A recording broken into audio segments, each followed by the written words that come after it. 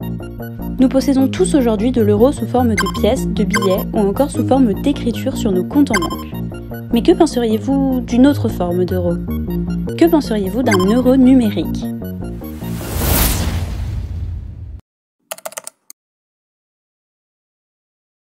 Pour comprendre de quoi il s'agit, revenons un instant sur les deux types de monnaies circulant dans l'économie, celle dite commerciale et celle dite centrale. En tant que particulier, nous avons accès à la monnaie commerciale par le biais de nos comptes en banque et qui est donc émise par les banques dites commerciales, aussi appelées banques de second rang. Second rang car elles sont chapeautées par une banque centrale. Entre ces deux échelons, la monnaie échangée est appelée monnaie centrale car elle émane de la banque centrale. Elle sert à la fois dans les transactions entre la banque centrale et les banques commerciales, mais aussi entre les banques commerciales elles-mêmes par le biais des comptes qu'elles possèdent auprès de la banque centrale. Cette dernière est également chargée de l'émission de la monnaie fiduciaire que sont les pièces et les billets. L'idée d'un euro numérique dans tout ça, ce serait de permettre aux particuliers, ménages comme entreprises, de posséder de la monnaie centrale car elle émanerait de la banque centrale elle-même sous une forme dématérialisée. L'euro numérique, c'est donc une MNBC, une monnaie numérique de banque centrale. Elle prendrait alors deux formes. Ce serait à la fois une monnaie numérique interbancaire, c'est-à-dire destinée aux transactions entre banques commerciales, ainsi qu'une monnaie numérique de détail, puisqu'elle serait également accessible aux particuliers. MNBC et crypto-monnaies reposent en général sur la même technologie très sécurisée de stockage et de diffusion de l'information, la blockchain. Excepté ce point commun, elles demeurent très différentes. Déjà parce que les crypto-monnaies ne sont généralement pas considérées comme de véritables monnaies.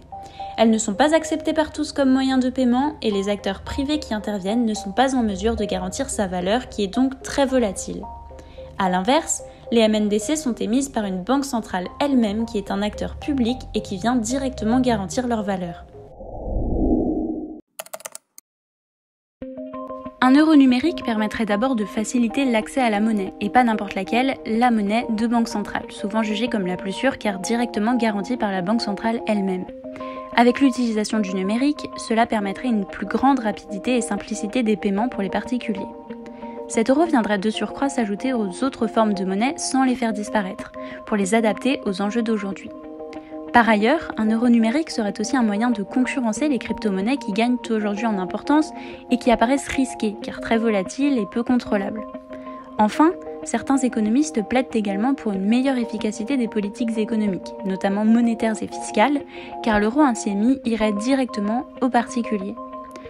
En parallèle de ces avantages, des appréhensions demeurent au sein de la population et des groupes d'experts. L'inquiétude principale est celle liée à la protection des données personnelles. D'autres questions se posent également s'agissant de l'accessibilité d'une telle monnaie pour les personnes moins à l'aise avec le numérique.